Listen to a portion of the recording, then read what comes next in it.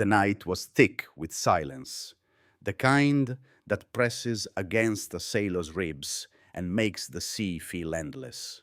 Off the black coast of Guadalcanal, the water carried no moonlight, only the faint glow of burning oil drifting from earlier battles. Beneath that darkness, a single American warship slid through Iron Bottom Sound. Her crew staring into a radar screen that pulsed with blips the eye could not see. Those green echoes revealed 9 Japanese ships moving with purpose, unaware that a World War II battleship had already found them. USS Washington was alone in the night, yet she carried a weapon. No fleet in history had fully understood radar fire control that could see through smoke rain and fear itself. It was technology that promised a new kind of warfare, but doctrine insisted battleships were relics meant only to shield carriers and die quietly if needed. On this night, that doctrine would face a reckoning. For the men aboard Washington, the question was simple but terrifying.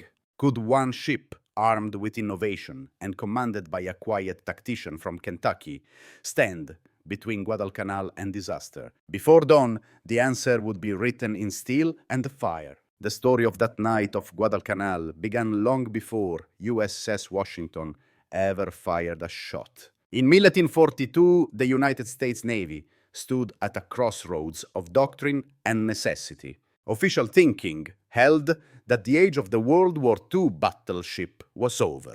Carriers were the new rulers of the Pacific's slick temples of aviation that demanded every escort, every ounce of protection. Battleships, once symbols of national power, had been reduced to armored guardians circling the flat tops. They were not to seek gun duels. They were not to hunt in the dark.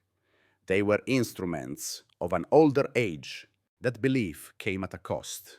3 nights before Washington entered Iron Bottom Sound, Rear Admiral Daniel Callahan had led a force of cruisers and destroyers into the same waters to stop a Japanese bombardment. Deprived of battleship support, his ships stumbled into a nightmare. Searchlights carved the darkness into blinding corridors.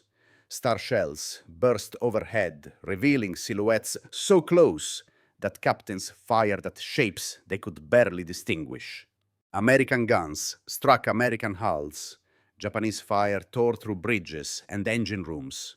By dawn, Callaghan was dead, his flagship torn open, and the waters around Guadalcanal were littered with wreckage and bodies. Doctrine had left those men exposed, and the price had been paid in blood. Now the crisis deepened. Intelligence warned that another Japanese force was on the way. The battleship Kirishima, heavy cruisers, light cruisers, wars, and destroyers, escorting 11,000 soldiers, meant to retake Guadalcanal. If Henderson Field fell, the Marines would be trapped, and the first American offensive of the Pacific War would collapse. Admiral Chester Nimitz, a man known for calm judgment, now faced a decision that violated everything he had been taught. The carrier enterprise was damaged and vulnerable. Sending battleships forward without her was considered reckless, even foolish. But holding them back meant surrendering Guadalcanal. So Nimitz broke with tradition. He authorized Admiral William Halsey to commit the battleships. Doctrine, he decided, would not bury another American crew. It was a moment that opened the door for the one man in the Pacific who understood what technology could do at sea. Rear Admiral Willis Augustus Lee did not look like the kind of figure who would redefine naval warfare. He was short, round-shouldered, almost always rumpled, but behind the thick glasses was a mind built for combat. He had won Olympic medals for marksmanship firing, with a precision most men could only study. To him, ballistic trajectories were instinct, a language he spoke effortlessly. When the Navy gave him the powerful 16-inch rifles of a modern battleship, he treated them as an extension of the same discipline he had learned behind a rifle's sights. But it was radar fire control that transformed Willis Lee into something new. While other officers saw radar as a curiosity, Lee saw a revolution. He rewired procedures aboard USS Washington, cutting away layers of delay, linking radar operators directly to gunnery officers. For months, he drilled his crew until they could fight in pure darkness, with confidence bordering on calm. And now, as Task Force 64 approached Iron Bottom Sound, that preparation was all that stood between Guadalcanal and ruin. Darkness was the oldest ally of the Imperial Japanese Navy. For 20 years, they had trained to own the night, perfecting the use of star shells, searchlights, and the deadly long-lance torpedo. Their lookouts could spot a ship's silhouette at distances American sailors thought impossible. In the early months of the Pacific War, that mastery had turned the black waters around Guadalcanal into a hunting ground. But this night was different. USS Washington saw everything. Inside her plotting room, the soft hum of machinery mixed with the calm voices of radar operators calling out bearings as if reading from a script. Contacts appeared at 20 miles, then 18, then 16. The World War II battleship glided forward unseen, her presence masked by the wreckage still burning from earlier battles. The Japanese searched for aircraft, for PT boats, for anything but a battleship commanded by Willis Lee. As the range closed, Lee faced a decision that would determine the shape of the night. He could open fire at maximum distance, using radar fire control to strike before the Japanese even knew he existed. But doing so would spook them, giving Admiral Kondo the chance to turn away and abandon his mission. The bombardment force needed to be trapped, caught close enough to Henderson Field that they could not escape. So Lee held his fire. 10,000 yards! The men on Washington's bridge listened to the radar reports in breaths as tight as wire. This was the range at which Japanese lookouts should have spotted two huge American battleships. But Kondo's fleet was staring toward Guadalcanal, waiting to unleash their bombardment. They never looked behind them. At 2300 hours, Lee broke the silence. Washington's 9 16-inch guns thundered, hurling steel into the void toward the light cruiser Sendai.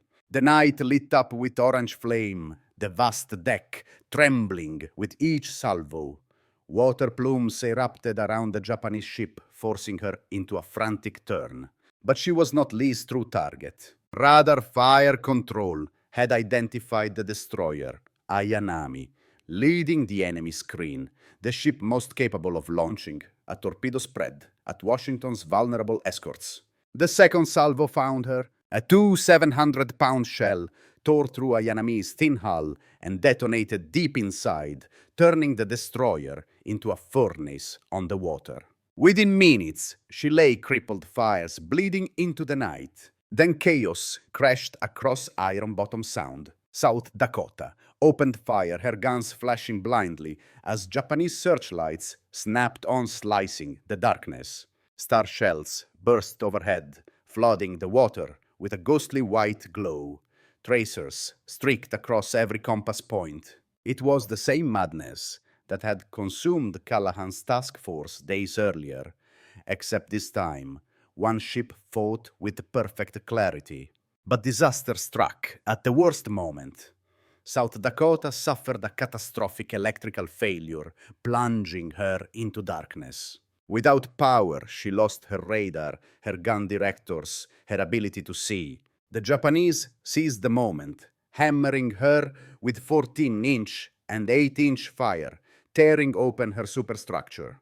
Destroyers Walk, Preston Benham and Gwynn tried to shield her, but they were outnumbered and outgunned. In less than 15 minutes, Lee's screen was gone. South Dakota was burning and blind. And USS Washington, the last fully capable American ship in the fight, prepared to face the entire Japanese fleet alone. For a moment, the night seemed to hold its breath.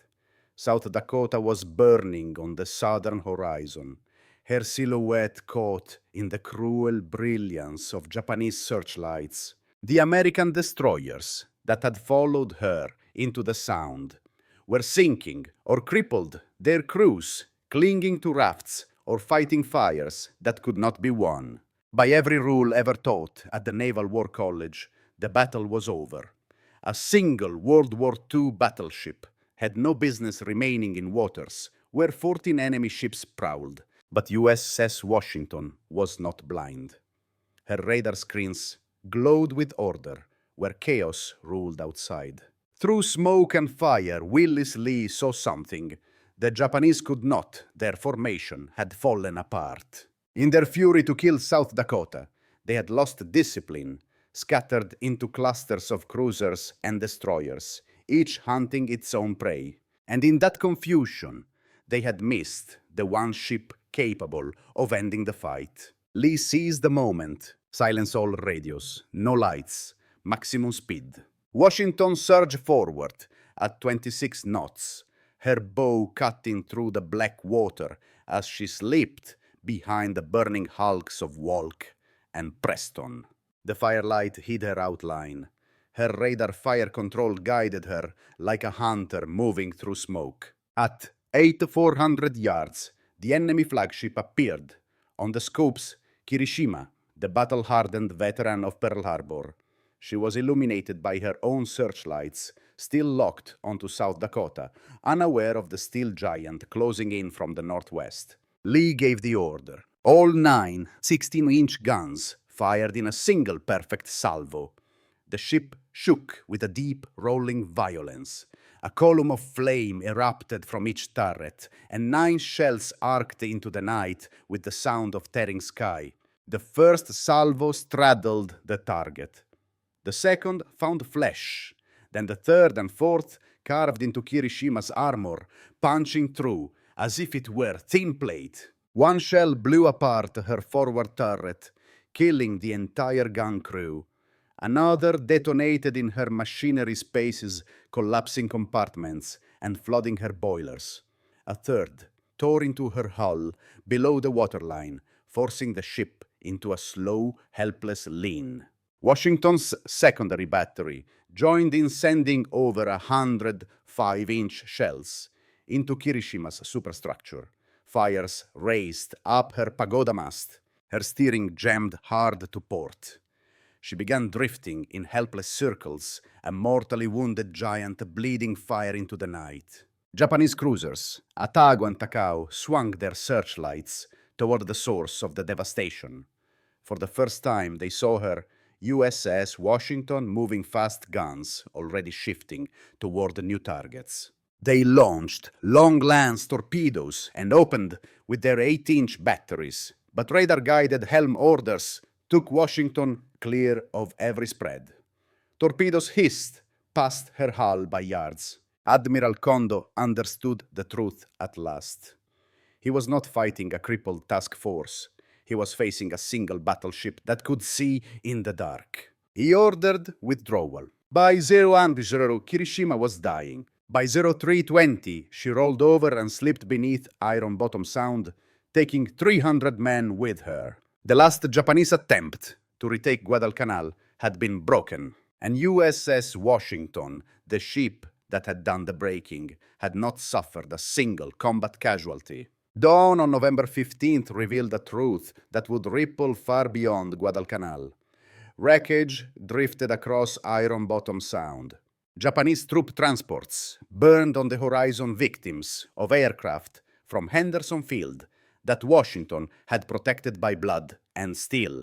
Only 4,000 of the 11,000 Japanese soldiers meant for the island ever reached shore, and most arrived without weapons or supplies. The campaign had turned not on luck, but on a single night in which one World War II battleship overturned the assumptions of an entire navy. Admiral William Halsey understood it immediately. His message to Willis Lee was short but sincere. You have written a glorious page in American naval history, yet the official Navy response would be far more muted. The battle was classified as a defensive success, rather than the offensive breakthrough it truly represented. Admirals who championed carrier doctrine hesitated to acknowledge that a battleship armed with radar fire control had outperformed every expectation. Others, invested in traditional battleship tactics, resisted the idea that technology, not eyesight, would determine the future. Lee and Captain Glenn Davis tried to document what had happened aboard USS Washington.